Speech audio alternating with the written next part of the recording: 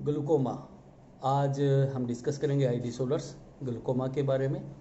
और ग्लूकोमा किस प्रकार होता है, ग्लूकोमा के कारण है वो क्या हैं, साइन सिम्टम क्या आते हैं, किस प्रकार हम बचा सकते हैं ये कैटरेक्ट है या ग्लूकोमा है, अलग कैसे कर सकते हैं, कैसे डायग्नोज करें, कैसे मेडिकल मैनेजमेंट करें, कैसे सर्जिकल मैनेजमेंट करें, उसके बारे में हम आज डिस्कस करेंगे। ग्लूकोमा आई डिसऑर्डर्स है, ठीक है। ग्लूकोमा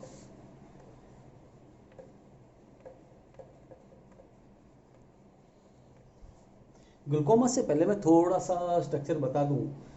आई के स्ट्रक्चर के बारे में थोड़ा सा मैं एक्सप्लेन कर दूं। आई स्ट्रक्चर के अंदर हम मैं एक्सप्लेन करूं तो आपको मैं बता दूं कि आई स्ट्रक्चर के अंदर जो लेंस है, लेंस के आगे की साइड का जो पार्ट है उसे कहा जाता है एंटीरियर सेगमेंट, और आई लेंस के बैक साइड के पार्ट को कहा जाता है पोस्टीरियर सेगमेंट। एंटीरियर सेगमेंट के अंदर जो फ्लूइड पाया जाता है वो कहलाता है एक्यूज ह्यूमर। एंटीरियर सेगमेंट के अंदर जो फ्लूइड है उसको कहलाता है एक्यूज ह्यूमर, और जो पोस्टीरियर सेगमेंट में पाया जाता है उसे कहा जाता है विट्रस ह्यूमर का नाम है दिया जाता है। एंटीरियर जो सेगमेंट में और करूँ तो एंटीरियर सेगमेंट को दो पार्ट में डिवाइड किया जाता है। एंटीरियर सेगमेंट को दो पार्ट के अंदर हम डिवाइड करते हैं, एंटीरियर चैम्बर और पोस्टीरियर चैम्बर। एंटीरियर चैम्बर जो आइरिस के आगे का जो पार्ट है, आइरिस के जो बीच में आइरिस है, आइरिस के आगे और कॉर्निया के बीच का पार्ट है उसे कहा जाता है एंटीरियर चैम्बर, और आइरिस और लेंस के बीच में, आइरिस और लेंस के बीच का जो पार्ट है वो कहलाता है पोस्टीरियर चैम्बर कहलाता है। इसके इन दोनों के अंदर एंटीरियर चैम्बर और पोस्टीरियर चैम्बर को कंबाइंड रूप से हम एंटीरियर सेगमेंट का नाम दिया जाता है। एंटीरियर चैम्बर के अंदर जो लेंस है वो ट्रांसपेरेंट होता है, और एंटीरियर चैम्बर और पोस्टीरियर चैम्बर के अंदर एक्यूज ह्यूमर है वो नॉर्मली प्रोडक्ट होता रहता है, प्रोडक्शन उसका होता रहता है, और प्रोडक्शन होने के बाद यहाँ से प्रोडक्शन कौन करता है इसका प्रोडक्शन करता है सीलियरी बॉडी। इसका प्रोडक्शन कौन करता है, जो सीलियरी बॉडी है वो इसका प्रोडक्शन करती है, कंटिन्यू इसका प्रोडक्शन होता रहता है। और ये क्या करता है, आगे से जो पोस्टीरियर चैम्बर है वहाँ से होता हुआ प्यूपिल की साइड से आगे को मूव कर जाता है, एंटीरियर चैम्बर के अंदर चला जाता है। और एंटीरियर चैम्बर के अंदर क्या होता है, ट्रेबिकुलर मेसवार्क, जो आइरिस और कॉर्निया के बीच में एक एंगल बना होता है, आइरिस और कॉर्निया के बीच में एंगल है, यहाँ एंगल के ऊपर क्या है, ट्रेबिकुलर मेसवार्क। ये ट्रेबिकुलर मेसवार्क है वो यहाँ पे ये ड्रेन सिस्टम है इसका, और यहाँ से ये क्या होता है, एब्जॉर्ब होता रहता है, वापस ड्रेन होता रहता है, और ड्रेन होके चला जाता है कैनाल ऑफ स्केलम में चला जाता है, और यहाँ से ये चला जाता है वेन की साइड में सर्कुलेट हो जाता है। इस प्रकार एक कंटिन्यू प्रोसेस है, एक्यूज ह्यूमर का प्रोडक्शन होता रहता है, और ये प्यूपिल से पोस्टीरियर चैम्बर से आगे चला जाता है, और आगे से होता हुआ ये ट्रेबिकुलर मेसवार्क के द्वारा क्या होता रहता है, ड्रेन होता रहता है, और कैनाल ऑफ स्केलम के द्वारा वापस वेन के अंदर चला जाता है। इस प्रकार एक नॉर्मल प्रोसेस है वो चलता रहता है। एक्यूज ह्यूमर और विट्रस ह्यूमर, एक्यूज ह्यूमर आगे की साइड में लेंस के, और विट्रस ह्यूमर पीछे। इन दोनों का मेन जो मोटो है, मेन इसका पर्पस इन दोनों का क्या है, को आई की स्ट्रक्चर को मेंटेन करके रखना, ताकि लेंस है वो ट्रांसपेरेंट बना रहे, और लेंस के द्वारा जो रेज जाए वो आगे बिल्कुल रेटिना के ऊपर जाए और नॉर्मल पिक्चर है वो बनाता रहे। ये एक नॉर्मल स्ट्रक्चर है वो पाई जाती है। यहाँ जैसे रेटिना के ऊपर पिक्चर बनती है उसको ऑप्टिक नर्व क्या करती है, अपने कदे कलेक्ट करती है और ब्रेन तक भेजती है, और हमें इस पिक्चर का पता लगता है भी हमने क्या देखा है, क्या किस प्रकार हमने आगे जो फिल्म चल रही है वो कौन सी फिल्म हमें चल रही है। रेटिना के द्वारा ऑप्टिक नर्व क्या कर देती है, ब्रेन को मैसेज भेजती है। इस प्रकार एक नॉर्मल प्रोसेस चलता रहता है। ये आगे का कॉर्निया के आगे के जो पार्ट है टोटल ट्रांसपेरेंट है, लेंस है यहाँ तक चला जाता है। इस प्रकार का सिस्टम में बना रहता है। जो विट्रस ह्यूमर है वो एक जिलेटिन जो सब्सटेंस के द्वारा ये डेवलप है, बना होता है, जो ट्रांसपेरेंट सब्सटेंस है इसके अंदर बना होता है, और वो आगे रेज को जाने देता है, रेटिना के ऊपर रेज को जाने देता है। ये जो एक्यूज ह्यूमर है इसका जो मेन वर्क होता है, एक्यूज ह्यूमर का मेन वर्क होता है कि जो लेंस और इसके चारों ओर जो सब्सटेंस है इनको न्यूट्रेंट प्रोवाइड करवाना। यहाँ पे लेंस की साइड में जो इनको ब्लड सप्लाई नहीं हो रही, ये न्यूट्रेंट वगैरह इनको ऑक्सीजन वगैरह है, ये सारा कौन प्रोवाइड करवा रहा है, जो एक्यूज ह्यूमर है यही इनको क्या कर रहा है, ये प्रोवाइड करवा रहा है। तो इस प्रकार नॉर्मल स्ट्रक्चर बनी रहती है, लेंस के आगे की साइड में भी और पीछे की साइड में बना एक नॉर्मल स्ट्रक्चर बनी रहती है। अब हम लेके चलते हैं ग्लूकोमा क्या है। ग्लूकोमा क्या है, ग्लूकोमा मैं कहूँ ग्लूकोमा क्या है, glaucoma group of I disorders, group of I disorders एक ग्रुप है आई डिसऑर्डर्स का that damage the optic nerve, जिसके अंदर क्या हो जाता है, ऑप्टिक नर्व है वो क्या हो जाती है, डैमेज हो जाती है, और रिजल्टिंग इन इसके परिणाम स्वरूप क्या हो जाता है, ब्लाइंडनेस होकर। इसके परिणामस्वरूप ब्लाइंडनेस, और यही कंडीशन कहलाती है ग्लूकोमा का नाम जाना जाता है। ग्लूकोमा को हम अपनी देसी भाषा में हम बोले तो इसे हम कह सकते हैं काला मोतिया के नाम से जाना जाता है, काला मोतिया के नाम से जाना जाता है। एक इसके लिए स्पेशल शब्द और आता है ग्लूकोमा, कि ग्लूकोमा जैसे ही हमें डेवलप होता है तो ग्लूकोमा की हमें जानकारी नहीं होती पेशेंट्स को ग्लूकोमा हो रहा है, क्योंकि without eye pain blurred vision है, इसके बिना ही एकदम ग्लूकोमा है वो कंडीशन में कई बार डेवलप हो जाता है। तो इसलिए ग्लूकोमा का एक नाम दिया जाता है स्नेक थीफ ऑफ विजन का नाम भी दिया जाता है, स्नेक थीफ ऑफ विजन। ये छुपा रुस्तम रहता है, विजन लॉस का छुपा रुस्तम रहता है। मैं दोबारा फिर बता दूं, ग्रुप ऑफ आई डिसऑर्डर्स है जिसके अंदर क्या हो जाता है, that damage the optic nerve resulting in blindness ओकर। इसके अंदर ये ब्लाइंडनेस है वो डेवलप हो जाता है पेशेंट्स के अंदर। यह एक सेकंड कोज है, सेकंड लीडिंग कोज है किसका, ब्लाइंडनेस का। यह सेकंड लीडिंग कोज है किसका, ब्लाइंडनेस का सेकंड लीडिंग कोज है इंडिया वर्ल्ड के अंदर, क्योंकि फर्स्ट है second leading cause of blindness का, क्योंकि फर्स्ट है वो है कैटरेक्ट, उसके बाद में जो सेकंड वन सबसे ज्यादा ब्लाइंडनेस होती है वो इसी के कारण पेशेंट्स के अंदर डेवलप होती है। यह सारा कुछ जो ऑप्टिक नर्व का डैमेज होता है, यह कारण, इसका सबसे बड़ा कारण होता है इंट्राओकुलर प्रेशर। इंट्राओकुलर प्रेशर इसका सबसे बड़ा कारण माना जाता है, इंट्राओकुलर प्रेशर, जो रेटिना के ऊपर जो प्रेशर पड़ रहा है, ये सारा कुछ, यह जो प्रेशर कहलाता है विट्रस ह्यूमर के द्वारा, ये जो प्रेशर पड़ रहा है ये सारा कुछ, और यह लेंस की साइड में भी पड़ रहा है प्रेशर, यह सारा प्रेशर कौन सा कहलाता है, इसे कहा जाता है इंट्राओकुलर प्रेशर। यह प्रेशर जैसे ही बढ़ जाता है रेटिना और इनके ऊपर बढ़ता है, ऑप्टिक नर्व के ऊपर बढ़ता है, तो ऑप्टिक नर्व है वो क्या हो जाती है, डैमेज हो जाती है। इसी कंडीशन को बोला जाता है ग्लूकोमा नाम दिया जाता है। यह दो टाइप का होता है ग्लूकोमा, टाइप के अकॉर्डिंग दो टाइप का ग्लूकोमा होता है।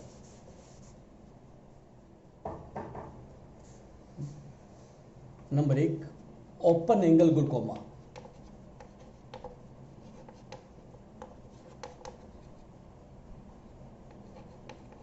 Open angle glaucoma, open angle glaucoma का नाम दूसरा और भी दिया जाता है chronic glaucoma.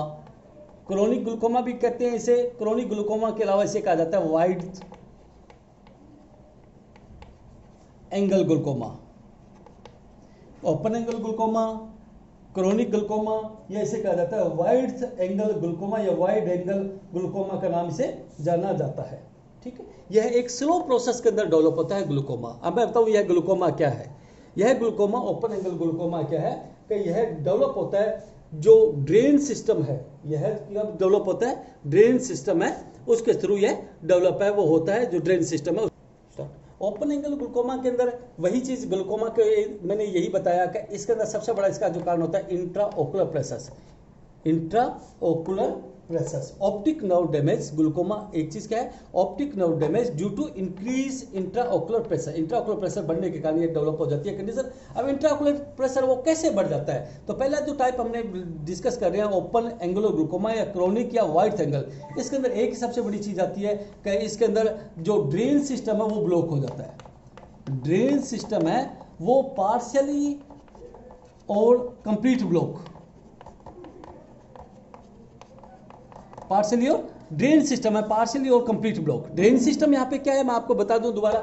Open angle glaucoma क्या होता है, ओपन एंगल ग्लूकोमा का नाम से देखिए ओपन एंगल वाइड एंगल, कि इसके अंदर जो आइरिस और कोर्निया, ये देखिए आइरिस और ये कोर्निया, इन दोनों के बीच में जो एंगल है वो ओपन ही रहता है, ये दोनों खुले रहते हैं, दूर बने ही रहते हैं, दूर बने रहते हैं। यहाँ से जो सीलियरी बॉडी से जो बना एक्यूस ह्यूमर, ये पोस्टीरियर चैम्बर से होता हुआ आगे चला गया कहाँ पर, इस एंगल के अंदर बीच में चला गया, ये नॉर्मल बना रहता है। इन दोनों के बीच में जो एंगल है वो वाइड है, बड़ा है और ओपन है, इसलिए इसे कहा जाता है ओपन एंगल ग्लूकोमा का नाम जाना जाता है। लेकिन इसके अंदर सबसे बड़ी प्रॉब्लम क्या आती है कि यहाँ जो ये ड्रेन सिस्टम है ना, ट्रेबिकुलर मेसवर्क, या यह पार्शियली यानी आंशिक रूप से या कंप्लीट ब्लॉक हो जाता है, या तो थोड़ा सा या कंप्लीट ब्लॉक हो जाता है। तो यहाँ प्रोडक्शन तो होता है सीलियरी बॉडी के द्वारा, ये आगे जाता है, लेकिन यहाँ ड्रेन सिस्टम के अंदर क्या नहीं हो पाता, ड्रेन नहीं हो पाता। जो एक्यूस ह्यूमर बना है ड्रेन होके कैनाल ऑफ स्केलम में, वेन में नहीं जाता, वो यही जमा हो जाता है। यहाँ पहले यह जमा होता है पोस्टीरियर चैम्बर में और फिर इंटीरियर चैम्बर में। क्यों,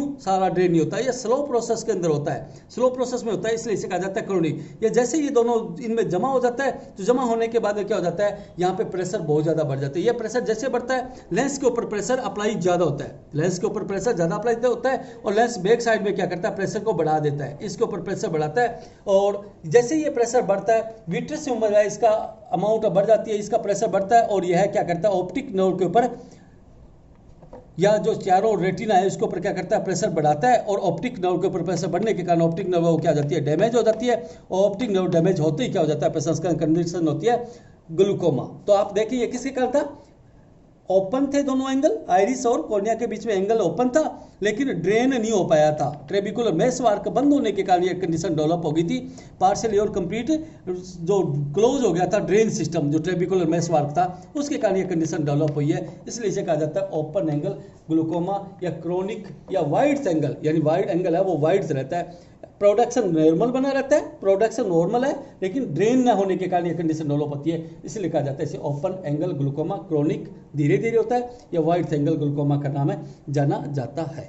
दोबारा फिर मैं एक बार बता दूं इसको, यहाँ एक्यूट ट्यूमर बनेगा, पोस्टीरियर में एंटीरियर में जाएगा, लेकिन इंटीरियर के अंदर आगे ड्रेन नहीं हो पाएगा, ड्रेन ना होने के कारण इसे बढ़ जाएगा आगे का एंटीरियर चैम्बर, फिर पोस्टीरियर चैम्बर बढ़ जाएगा, पोस्टीरियर चैम्बर बढ़ने से कारण लेंस के ऊपर प्रेशर पड़ेगा और विट्रस ह्यूमर है वो क्या करेगा, प्रेशर बढ़ने के कारण विट्रस ह्यूमर इसके ऊपर प्रेशर बढ़ा देगा, इंट्राओकुलर प्रेशर बढ़ जाएगा, जो रेटिना के ऊपर प्रेशर बढ़ेगा, ऑप्टिक नर्व के ऊपर प्रेशर बढ़ने के कारण ऑप्टिक नर्व डैमेज हो जाएगी, प्रेस हो जाएगी, दब जाएगी और आगे ब्लाइंडनेस है वो डेवलप हो जाएगा। ओपन एंगल ग्लूकोमा का नाम जाना जा सकता है। दूसरा टाइप लेके चलेंगे, सेकंड टाइप लेके चलते हैं। इसका second type close angle,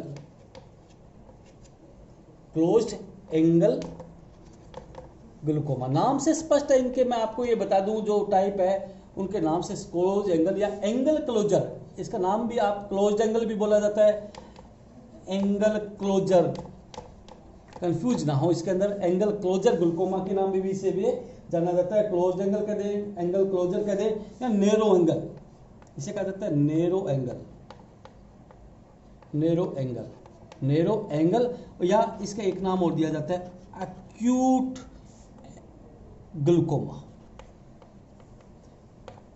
closed angle, angle closure, narrow angle, acute glaucoma, यह क्या कंडीशन है, बस वही चीज मैं आपको बताऊं। अब इसके अंदर कंडीशन क्या डेवलप होगी, उसके अंदर ये था जो पिछला हमने किया था एंगल, ओपन एंगल के अंदर यहाँ जो आइरिस या आइरिस और जो कॉर्निया के बीच में एंगल था वो क्या था, नॉर्मल बना हुआ था, ओपन था, लेकिन यहाँ पे और लेकिन यहाँ पे ड्रेन सिस्टम नहीं हुआ था उसके अंदर। यहाँ ऑपोजिट हम लेके चलते हैं, यह किस प्रकार डेवलप होगा, किस प्रकार होगा, इसके अंदर block the drain of narrow the drainage angle between cornea and iris. इसके अंदर क्या हो जाएगा, जो आइरिस और जो कॉर्निया है इनके बीच के अंदर जो एंगल है वो क्या हो जाएगा, नैरो हो जाएगा।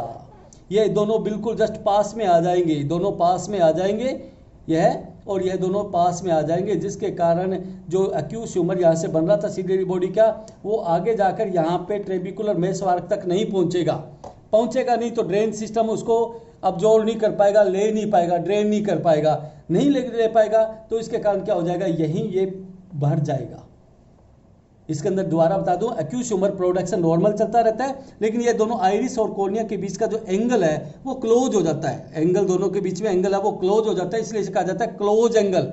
या कई बार थोड़ा सा पेंडिंग रहता है, थोड़ा सा खुला रहता है, तो इसे कह दिया जाता है नैरो एंगल का नाम भी दिया जाता है, क्लोज एंगल या नैरो एंगल भी इसे कहा जाता है। तब क्या होता है, यहाँ पर फ्लूइड आगे ट्रेबिकुलर मेसवार्क तक पहुँचता ही नहीं पहुँचेगा, तो वो क्या होता है, ड्रेन नहीं हो पाता। ट्रेबिकुलर मेसवार्क नॉर्मल है, लेकिन फ्लूइड नहीं पहुंचने के कारण वह ड्रेन नहीं हो पाता, तो एक्यूट ट्यूमर है वो क्या होता जाता है, पहले पोस्टीरियर चैम्बर में बढ़ जाता है, फिर एंटीरियर चैम्बर के अंदर बढ़ जाता है, पहले पोस्टीरियर में बढ़ता है, फिर एंटीरियर के अंदर आगे की ओर वह मूव नहीं कर पाता, एंटीरियर चैम्बर के अंदर नहीं जा पाता, तो पोस्टीरियर चैम्बर में जैसे ये बढ़ता है तो लेंस बैकवर्ड चला, लेंस है वो इसके साथ में चिपक जाएगा और लेंस विट्रस ट्यूमर के ऊपर प्रेशर बढ़ा देगा, क्योंकि प्रोडक्शन नॉर्मल था, ड्रेन नहीं हो पा रहा था, ड्रेन नहीं हो रहा था, एंगल बंद होने के कारण, एंगल बंद होने के कारण ड्रेन नहीं हो रहा था।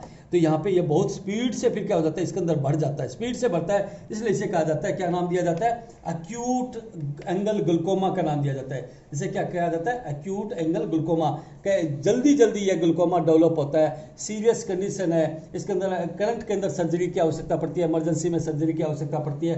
एक्यूट वो स्लो प्रोसेस में हुआ था, यह बहुत जल्दी डेवलप होता है, क्योंकि यहाँ से ड्रेन नहीं हो पाता, ड्रेन सिस्टम ओपन है लेकिन ड्रेन हो नहीं पाता, क्योंकि दोनों के बीच का जो आइरिस और कॉर्निया का एंगल है बिल्कुल बिल्कुल बंद है और इसके कारण प्रेशर है लेंस के ऊपर बढ़ता है और लेंस क्या करता है विट्रियस ह्यूमर के ऊपर प्रेशर बढ़ा देता है और वही इंट्राओकुलर प्रेशर है वो बढ़ जाता है। इंट्राओकुलर प्रेशर बढ़ने के कारण ऑप्टिक नर्व डैमेज होती है और सेकंड ग्लूकोमा है वो पेशेंट्स के अंदर क्या हो जाता है डेवलप है वो हो जाता है पेशेंट्स के अंदर। अब मैं नॉर्मली वैसे आपको बता दूं जो इंट्राओकुलर प्रेशर है वो नॉर्मल नियर अबाउट रहना चाहिए 10 जो mm ऑफ एचजी है उसके नियर अबाउट रहना चाहिए 10 to 15 mm ऑफ एचजी के नियर अबाउट रहना चाहिए। लेकिन जब यह 21 mm ऑफ एचजी हो जाता है intraocular pressure 21 mm of Hg हो जाता है तो यह बढ़ा हुआ प्रेशर के अंदर काउंट होता है, बढ़े हुए प्रेशर के कारण होता है। इसे आप नाम दे सकते हैं, दूसरा नाम भी ओकुलर हाइपरटेंशन भी कह सकते हैं। इसे 21 mm ऑफ एचजी से यदि इंट्राओकुलर प्रेशर बढ़ता है तो इसे आप क्या कह सकते हैं ओकुलर हाइपरटेंशन भी कह सकते हैं। लेकिन इस ग्लूकोमा जब डेवलप होता है तो बहुत ज़्यादा प्रेशर बढ़ जाता है, more than 30 mm of Hg intraocular pressure है वो बढ़ जाता है। तब पेशेंट्स के अंदर जो ऑप्टिक नर्व है वो डैमेज होती है, तब ऑप्टिक नर्व है वो क्या होती है पेशेंट्स के अंदर डेवलप होती है और ग्लूकोमा डेवलप है वो होता है पेशेंट्स के अंदर। ठीक है, नेक्स्ट वन आगे फिर टाइप लेके चलता हूँ। थर्ड वन टाइप हम डिस्कस कर रहे हैं normal tension glaucoma.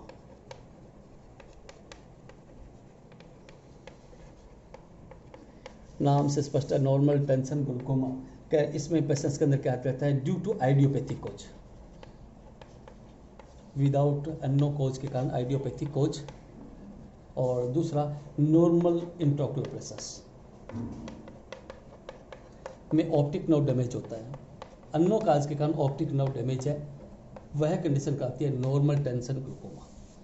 Normal tension glaucoma due to idiopathic cause optic nerve damage even eye pressure in normal range, even eye pressure in normal range, यानी जो आई का प्रेशर वो नॉर्मल रेंज में रहता है और आइडियोपैथी के कारण क्या हो जाती है ऑप्टिक नर्व डैमेज हो जाती है और पेशेंट्स में ब्लाइंडनेस डेवलप हो जाता है पेशेंट्स के अंदर। यह कहलाता है नॉर्मल ग्लूकोमा के नाम से जाना। Fourth one type secondary glaucoma. Secondary glaucoma क्या है? Secondary glaucoma due to other cause.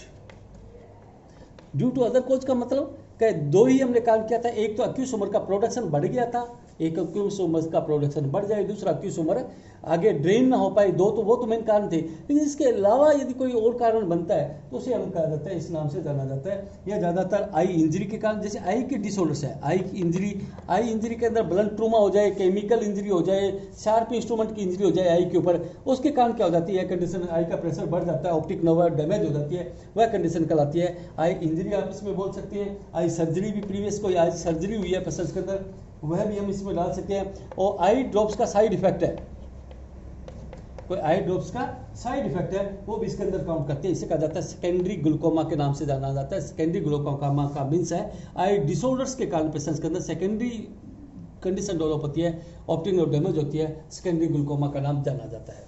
Cause of this one, इसके कारण है वो क्या है, इसके कारण है वो क्या है? तो कारण आपको मैंने बताया भी, इसके कारण बहुत सारे हैं। नंबर एक तो increase production, increase aqueous production,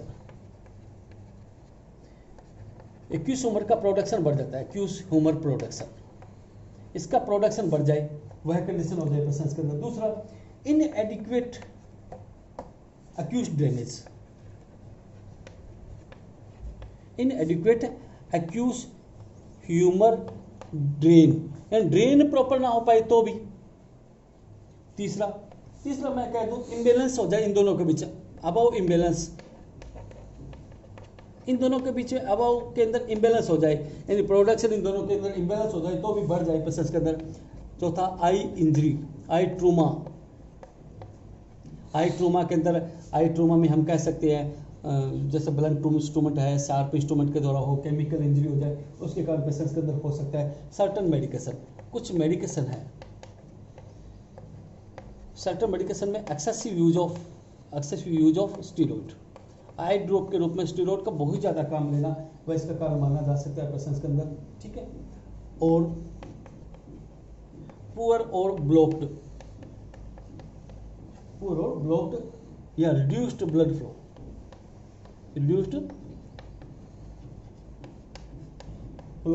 to optic nerve. Optic nerve को यदि ब्लड फ्लो कम हो जाता है, ऑप्टिक नर्व को ब्लड फ्लो कम हो जाता है, वो इसका सबसे बड़ा और कारण माना जाता है। तो ऑप्टिक नर्व ऑटोमेटिक डैमेज हो जाएगी पेशेंट्स के अंदर, वो जाना जा सकता है। काज के साथ में रिस्क फैक्टर साथ में बता रहा हूँ, इसके रिस्क फैक्टर भी क्या हो सकते हैं। डायबिटीज मेलाइटिस,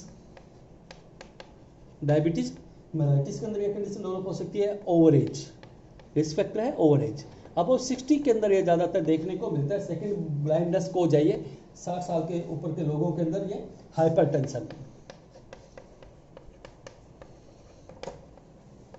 हाइपरटेंशन इसका कारण माना जा सकता है। इसके अलावा कोई विजन डिसऑर्डर है, विजन डिसऑर्डर हो तो उन सारों के अंदर या पेशेंट्स के अंदर हो सकता है। पेशेंट्स के पैथोफिजियो हम करते हैं दोनों की, ओपन एंगल ग्लूकोमा और वो क्लोज एंगल ग्लूकोमा की। मैंने पहले आपको बताया था ओपन एंगल ग्लूकोमा को मैं पहले थोड़ा सा डिस्कस करूँ, साथ साथ में पैथोफिजियो मैं बताता रहूँगा। Open angle glaucoma, open angle glaucoma में क्या होता है, सिलियरी बॉडी है वो प्रोड्यूस करती है किसको, एक्यूज ह्यूमर को। नॉर्मली वो बनता रहता है, लेकिन पार्शली और complete blockage of drain system. जो इसमें क्या होता है ओपन एंगल ग्लूकोमा में, एंगल तो ओपन रहता है आइरिस और कोर्निया के बीच में, लेकिन इसकी जो क्या हो जाती है, ब्लॉक हो जाती है ट्रेबिकुलर मेसवर्क है जो ड्रेन सिस्टम है, यानी आगे जो वेन है स्केलम है और जो वेन है वो ब्लॉक हो जाती है, ड्रेन सिस्टम ब्लॉक हो जाता है। तो पार्शियल और complete blockage of drain system, यह ब्लॉक होने के कारण क्या हो जाता है, पार्शियली ब्लॉक होने के कारण क्या हो जाता है, स्लोली फिल हो जाता है पोस्टीरियरली, धीरे धीरे जो पोस्टीरियर चैम्बर है वो और एंटीरियर, उसके बाद में एंटीरियर चैम्बर है वो क्या हो जाती है, एक्यूज ह्यूमर के द्वारा फिल हो जाती है। Slowly fill posterior and anterior chamber by aqueous humour के कारण फिल हो जाती है। इसी के कारण पेशेंट्स के अंदर क्या होती है, प्रेशर ऑन लेंस, इसके कारण क्या हो जाता है, लेंस के ऊपर प्रेशर है वो बढ़ जाता है बैकवर्ड, बैक साइड के अंदर लेंस के अंदर प्रेशर वो बढ़ जाता है। Excess pressure by vitreous humour on optic nerve, ये जैसे प्रेशर बैक साइड में जाएगा तो आपको पता है बैक साइड के अंदर लेंस की बैक साइड में क्या पाया जाता है, विट्रस ह्यूमर पाया जाता है। वो विट्रस ह्यूमर क्या करेगा, एक्स्ट्रा एक्सेस प्रेशर अप्लाई करेगा by vitreous humour on optic nerve, यानी इंट्राऑकुलर प्रेशर है वो बढ़ जाएगा। ये कितना बढ़ जाएगा, 30 mm ऑफ Hg तक बढ़ जाएगा, इससे ज़्यादा बढ़ जाएगा। जैसे ये कंडीशन डेवलप होगी, ऑप्टिक नर्व के ऊपर विट्रस ह्यूमर का प्रेशर बढ़ेगा, ऑप्टिक नर्व वो क्या हो जाएगी, डैमेज हो जाएगी। ऑप्टिक नर्व डैमेज होगी तो कंडीशन डेवलप हो जाएगी कौन सी, ग्लूकोमा। इसके अंदर आपको मैंने ये बताया था, इसमें ये कहा था मैंने स्लोली होता है, ये कंडीशन स्लोली होता है, धीरे धीरे होता है, इसलिए ओपन एंगल ग्लूकोमा का नाम आप क्या दे सकते हैं, क्रोनिक एंगल ग्लूकोमा का नाम भी दिया जा सकता है। इसे वाइड एंगल ग्लूकोमा भी आप कहते हैं, वाइड एंगल ग्लूकोमा भी इसे आप नाम से जानते हैं, क्रोनिक ग्लूकोमा भी कहते हैं। धीरे धीरे कंडीशन पेशेंट्स में डेवलप है वो होती है ओपन एंगल ग्लूकोमा। दूसरी साइड लेके चलते हैं angle closure glaucoma. Angle closure glaucoma या आपने इसका नाम दिया था कौन सा, closed angle, angle closure, closed angle और एक्यूट एंगल ग्लूकोमा का नाम दिया था कि इसके अंदर क्या हो जाता है, आइरिस और कोर्निया के बीच में जो ड्रेन सिस्टम की साइड में जो ओपन है वो क्लोज हो जाता है एंगल, वो ड्रेन सिस्टम की साइड का जो एंगल है वो क्लोज हो जाता है, जिसके कारण ड्रेन नहीं हो पाता। एक्यूज ह्यूमर प्रोडक्शन नॉर्मल होता रहता है, लेकिन वो एंगल आगे बंद होने के कारण ड्रेन नहीं हो पाता। तो इसमें कंडीशन मैं बताऊं क्या पे तो है, नैरो और क्लोज ड्रेन एंगल, नैरो हो जाता है या क्लोज हो जाता है ड्रेन एंगल बिटवीन आइरिस और cornea. Aqueous humour not move in anterior chamber, aqueous humour है एंटीरियर चैम्बर में नहीं जा पाता, नहीं जाने के कारण होता है ड्रेन नहीं हो पाता, नोट ड्रेन एक्यूज ह्यूमर, और इसके कारण क्या हो जाता है, पोस्टीरियर चैम्बर है वो फिल हो जाता है रैपिडली, स्पीड से फिल हो जाता है। क्यों, एंटीरियर चैम्बर भी नहीं है उसके अंदर, एंटीरियर चैम्बर में नहीं जा रहा, तो पोस्टीरियर चैम्बर है जल्दी से फिल हो जाता है, बहुत जल्दी फिल होता है रैपिडली, और इसके कारण क्या हो जाता है, प्रेशर पड़ता है किसके ऊपर, वही लेंस पे बैकवर्ड प्रेशर पड़ता है, excess pressure by vitreous humour on optic nerve, optic nerve वो क्या जाती है डैमेज और ग्लूकोमा, इसमें ये रैपिडली होता है, इसलिए इसे कहा जाता है एक्यूट के नाम से जाना जाता है। तो ये दोनों की पैथोफिजियो है इस प्रकार हो सकता है। आगे हम डिस्कस करते हैं क्लिनिकल मैनिफेस्टेशन इसके क्या है, क्या साइन सिम्टम आने चाहिए। साइन सिम्टम, साइन सिम्टम के अंदर पेशेंट्स के अंदर क्या आना चाहिए, पहला तो एक ही साइन सिम्टम आना चाहिए पेशेंट्स के अंदर, feeling of eye pressure. Patients के अंदर क्या आना चाहिए, feeling on I pressure, eye के ऊपर प्रेशर ज़्यादा फील होता ही होता है पेशेंट्स के अंदर, क्योंकि बढ़ चुका है प्रेशर। हेडेक, पेशेंट्स के अंदर आई के दोनों साइड के अंदर हेडेक, आई के ऊपर बहुत ज़्यादा प्रेशर है पेशेंट्स के अंदर दिखाई देगा। रबिंग आई, आई पेशेंट्स क्या करेगा, मसाज ज़्यादा करेगा, रबिंग आई करने की कोशिश करेगा पेशेंट्स अपने कहते हैं, ठीक है। आई पेन, आई पेन एक बड़ा इसके अंदर होता है, आई पेन, थ्रोबिंग आई पेन, थ्रोबिंग आई पेन इंपॉर्टेंट है, मैं आपको बता दूं, थ्रोबिंग अंदर जैसे कुछ अंदर सुई वगैरह अंदर डाल के मारी जा रही है, इस प्रकार का उसको लगता है, एकदम चुभन होती है, थ्रोबिंग आई पेन पेशेंट्स के अंदर डेवलप है। पेशेंट्स में होता है रेडनेस, आंख है वो लाल हो जाएगी, रेडनेस, धुंधला दिखाई देना लग ही जाएगा पेशेंट्स में। ब्लूड विजन पेशेंट्स के अंदर जरूर होना चाहिए। फ्लूइड इलेक्ट्रोलाइट एम्बुलेंस होता है तो पेशेंट्स के अंदर नोजिया एंड वोमिटिंग, क्योंकि बैलेंस नहीं बन पाता ना, वोमिटिंग पेशेंट्स के अंदर। विजन भी आपको पता है ईयर के साथ में, ब्रेन के साथ में विजन भी जरूरी है बैलेंस बनाने के लिए, तो पेशेंट्स में नहीं बनता तो पेशेंट्स में वोमिटिंग पेशेंट्स में जरूर बना रहता है। इसके अलावा सीइंग हालो अराउंड कहाँ पे, चारों ओर, हालोज अराउंड लाइट के चारों ओर से अपने कदे हालो दिखाई देगा जरूर पेशेंट्स के अंदर अपने कदे, ठीक है। ये पेशेंट्स के अंदर क्या होती है, clinical manifestation, feeling of eye pressure, headache, rubbing, eye pain, patients throbbing होगा, redness and blurred vision, nausea, vomiting patients के अंदर दिखाई देगा, ठीक है। इसके अलावा जो प्यूपिल है वो क्या हो जाएगा, डायलेट हो जाएगा, प्यूपिल है वो क्या हो जाएगा, डायलेट हो जाएगा। यह क्लिनिकल मैनिफेस्टेशन। डायग्नोज इन्वेस्टिगेशन हम लेके चलें साथ के अंदर, तो डायग्नोज पेशेंट्स के अंदर क्या आने चाहिए, किस प्रकार पहचाने बीमारी क्या है, किस प्रकार हम इसको डायग्नोज है वो पेशेंट्स के अंदर हम कर सकते हैं पेशेंट्स के अंदर। तो डायग्नोज आप देखें पेशेंट्स के अंदर, तो डायग्नोज के अंदर पेशेंट्स के अंदर मैं आपको बता दूं मेन वही है आई एग्जामिनेशन पेशेंट्स के अंदर जरूर करवाया जाना चाहिए पेशेंट्स में। आई एग्जामिनेशन के द्वारा हमें पता लग ही जाता है पेशेंट्स के अंदर, ठीक है। इसके अलावा पेशेंट्स के अंदर इंपॉर्टेंट वही है टोनोमेट्री वही इंट्राओकुलर प्रेशर को मेजर करने का तरीका है। और यदि यह 30 mm ऑफ HG से बड़ा है तो इसका मतलब ऑप्टिक नर्व डैमेज के चांसेस पेशेंट्स में बढ़ गए हैं। Visual acuity test slit lamp उसके द्वारा हम कर सकते हैं अपने कदम, ठीक है। सॉरी, ये हम स्लेंगल चार्ट से विजुअल एक्यूटी टेस्ट। इसके अलावा स्लिट लैंप एग्जामिनेशन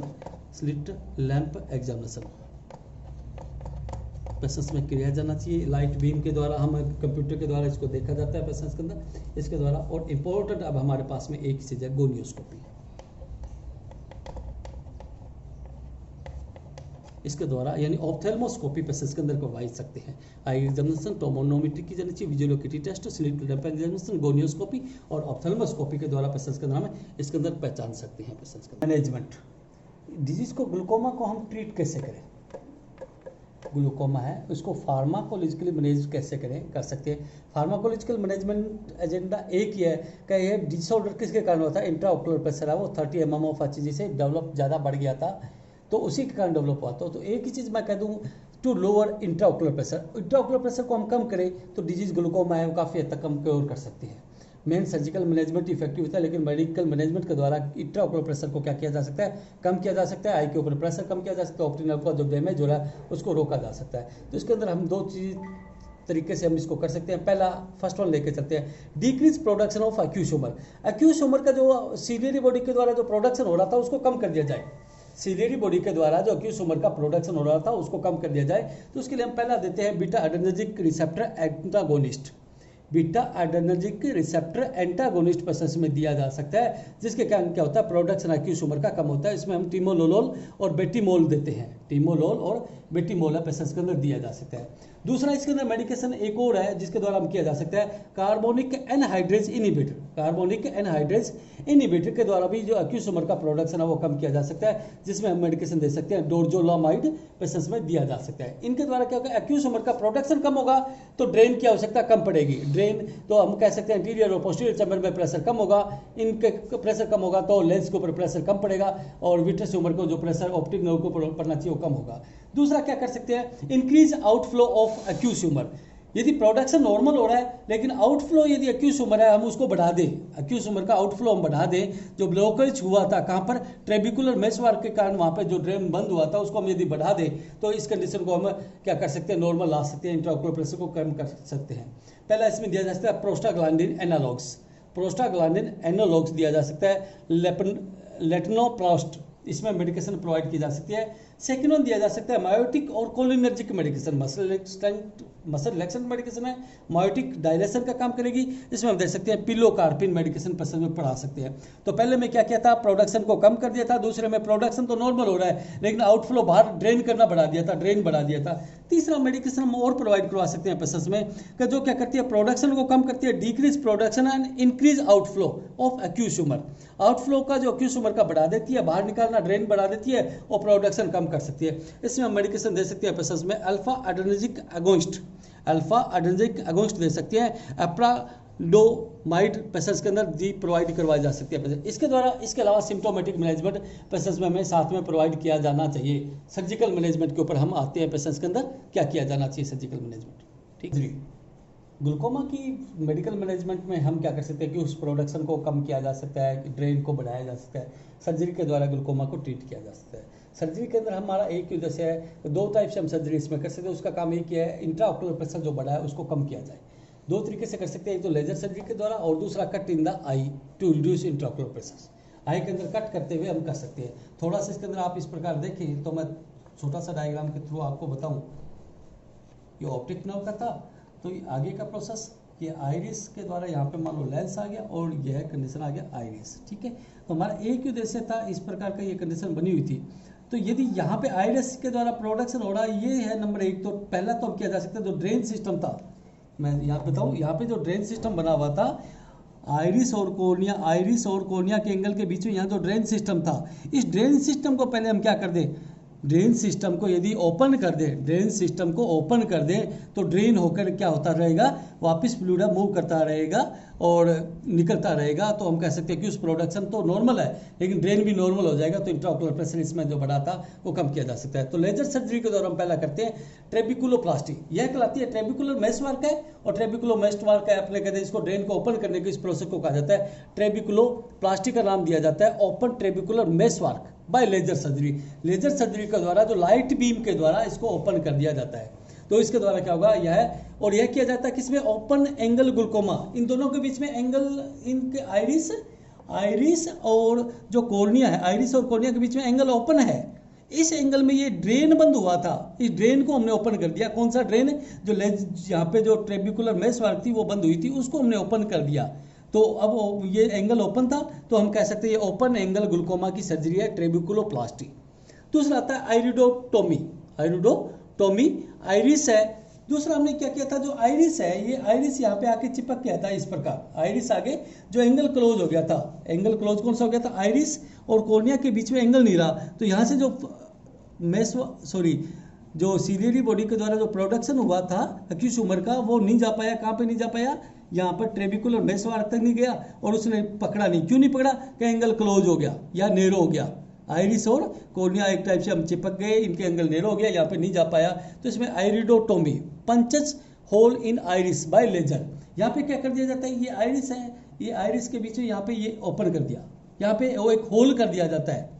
यहाँ आइरिस के बीच में मैंने होल दिखाया है, यहाँ पे एक होल कर दिया जाता है, आइरिडोटोमी। यह कौन सा है, close angle glaucoma, close angle, क्योंकि एंगल दोनों के बीच में क्लोज था। इसमें आइरिस को हम क्या कर दें, ओपन कर दें, आइरिस को ओपन कर दें। तो दो टाइप की हमारी लेजर सर्जरी है, ट्रेबिकुलोप्लास्टी ओपन एंगल ग्लूकोमा में, और क्लोज एंगल में आइरिडोटोमी हम कर सकते हैं। इसमें हम पंच होल कर देते हैं इसमें।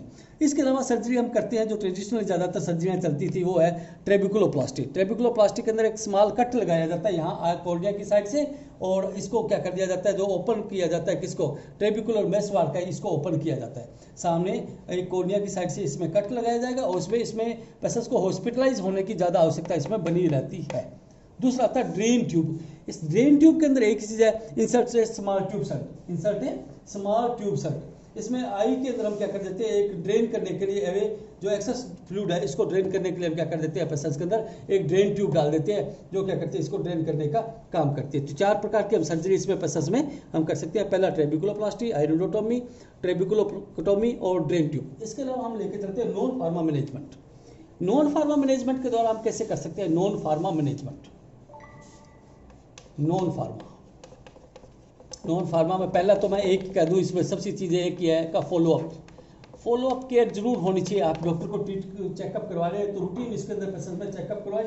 इसके अलावा पेशेंट्स के अंदर आप क्या कर सकते हैं, इसके अंदर पेशेंट्स के अंदर आप हेल्थी डाइट पेशेंट्स के अंदर जरूर दें। सबसे बड़ी चीज़ होती है हेल्थी डाइट। हेल्थी डाइट के अंदर आपके अंदर इसमें जरूर विटामिन जरूर होना चाहिए। विटामिन ए भी इसमें दिया जाना चाहिए, विटामिन सी भी दिया जाना चाहिए, विटामिन ई भी पेशेंट्स के अंदर दिया जाना चाहिए। विटामिन ए, सी, ई इसमें दिया जा सकता है। एंटीऑक्सीडेंट है पेशेंट्स के अंदर, इसमें प्रचुर मात्रा में होने चाहिए, वो भी पेशेंट्स के अंदर दिया जाना चाहिए। जिंक वगैरह इसके अंदर पेशेंट्स के अंदर जरूर इसमें प्रोवाइड है वो किया जाना चाहिए, यानी जो न्यूट्रिएंट है वो भी पेशेंट्स में इसमें दिए जा सकते हैं। पेशेंट्स में हेल्थी डाइट दी जानी चाहिए। इसके अलावा सेफ आई एक्सरसाइज, आई की एक्सरसाइज है वो सेफ आई एक्सरसाइज हो, ताकि वो प्रेशर ना बढ़ाए। सिर्फ आई एक्सरसाइज, आई का प्रेशर ना बढ़े, ऐसी एक्सरसाइज करें, प्रेशर ना डालें आई के ऊपर, किसी प्रकार का स्ट्रेस ना हो आपके इन्वायरमेंट में, कहीं भी ब्रेन के ऊपर भी स्ट्रेस ना हो, इस प्रकार आपने करें। Sleep with head tilted elevated, जब आप सोएं तो हेड को एलिवेट करें, यानी सेमी फॉरवर्ड पोजीशन हमेशा रहें, सेमी फॉरवर्ड पोजीशन के अंदर ही सोएं, या हल्का सा पिलो इसके नीचे लगा कर ही आप सोएं, इस प्रकार। तो इस प्रकार कर सकते हैं ट्रीट। ये था आपका टॉपिक ग्लूकोमा। मैं फिर बता दूं आपको ग्लूकोमा क्या है, किस प्रकार होता है, हमने बड़े अच्छी तरह से एक्सप्लेन किया। आप इसको सही तरीके से देखेंगे तो ग्लूकोमा को हम बचाव कर सकते हैं। Prevention is better than treatment.